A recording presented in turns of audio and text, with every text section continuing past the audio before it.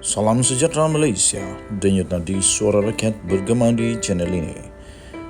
Jangan lupa tekan butang subscribe, like dan share. Malaysia kita punya, cintai Malaysiaku, kita jaga kita.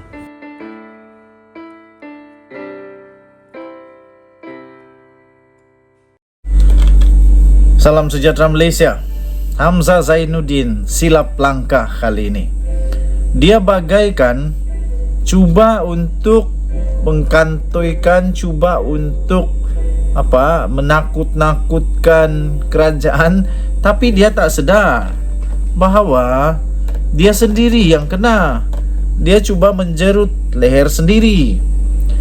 Baru-baru ini Hamzah Zainuddin memberitahu, jangan sampai saya dedahkan fail-fail. Saya pun ada banyak fail. Saya pun ada banyak fail rahsia. Tapi rupa-rupanya kalau dia berani, dedahkan saja. Siapa yang takut? Rafizi, Anwar Ibrahim, tak ada kena-mengena pun dengan fail itu.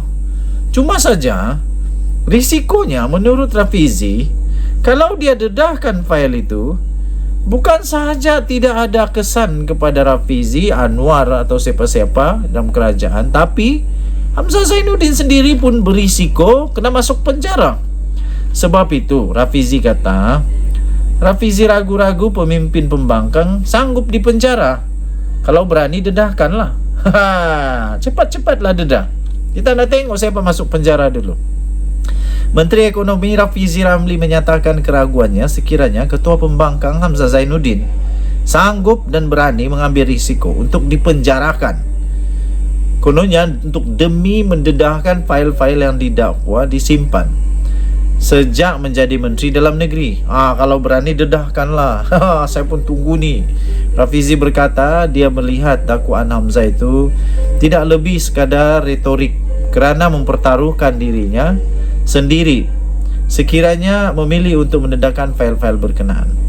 Kata Rafizi, saya tak terlalu bimbang kerana saya meragui mana-mana ahli politik yang ingin mengambil risiko masuk penjara. Ambillah risiko, masuklah penjara, kan bagus.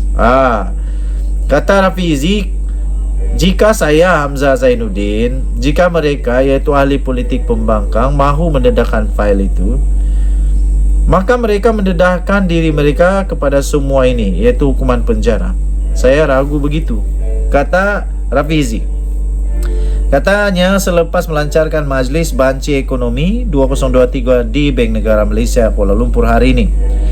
Rafizi berkata demikian ketika diminta untuk mengulas mengenai pendedahan Hamzah Zainuddin. Kononnya bahawa pemimpin bersatu itu memiliki banyak fail berkaitan pemimpin kerajaan semasa menjadi menteri.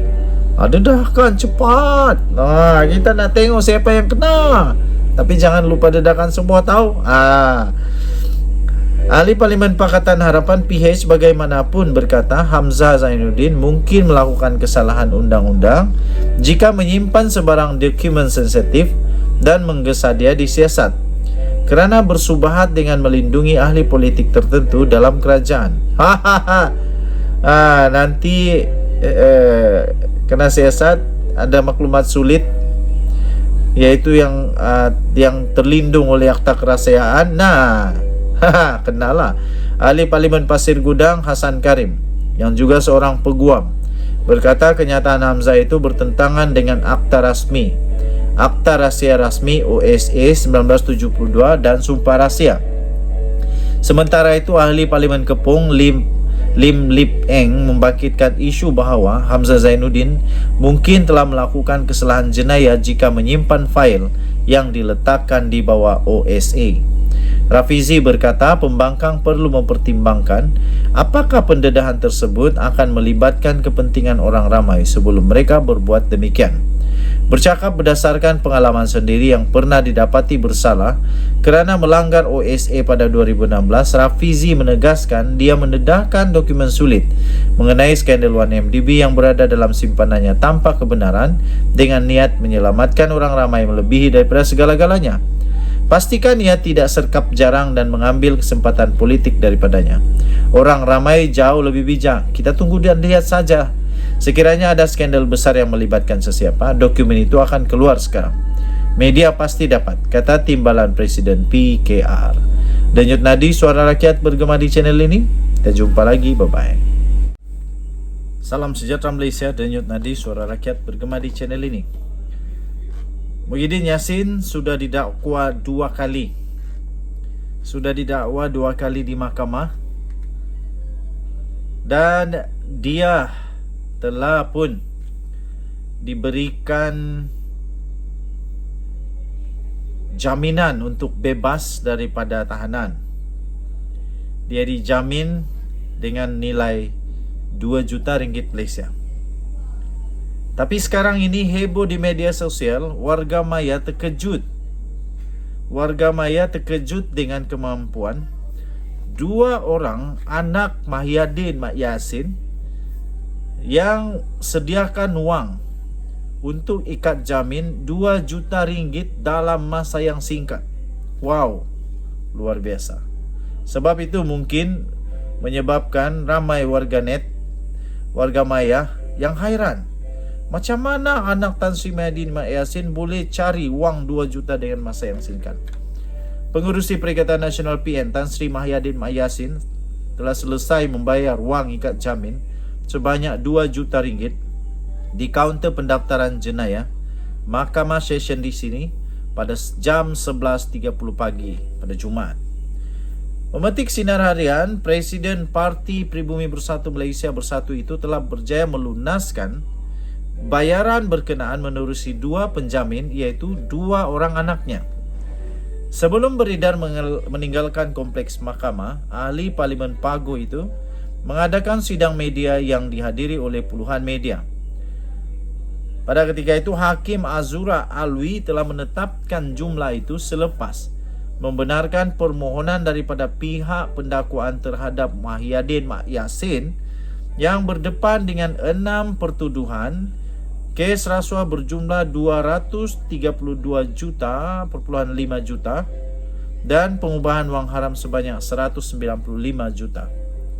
Muhyiddin Mak Yassin menjadi pemimpin bersatu ketiga didakwa di mahkamah ini atas tuduhan jenayah selepas bekas ketua penerangannya Datuk Wan Saiful Wan Jan dan timbalan ketua bahagian Segambut Bersatu Segambut Adam Radlan Adam Muhammad.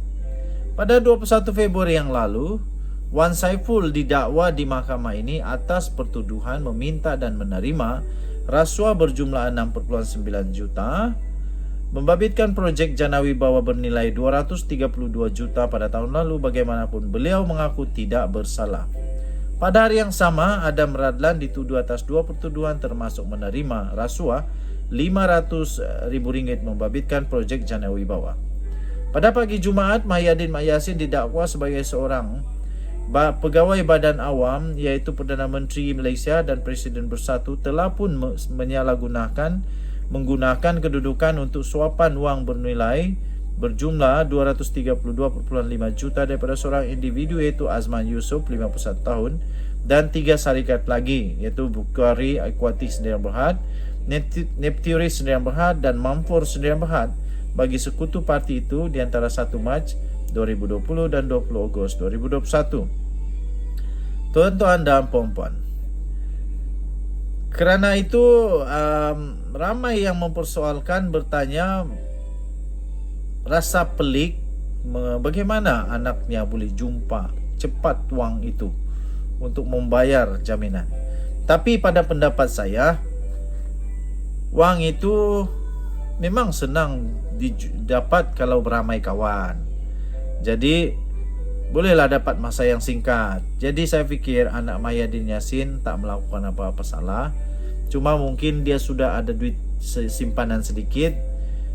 Lepas itu ditambah dengan ramai kawan, kumpul minta tolong, abah kena perlu 2 juta dalam masa ini untuk jaminan. Saya fikir boleh kumpul dengan segera. Apa pendapat kamu? Boleh tinggalkan komen. Bye bye.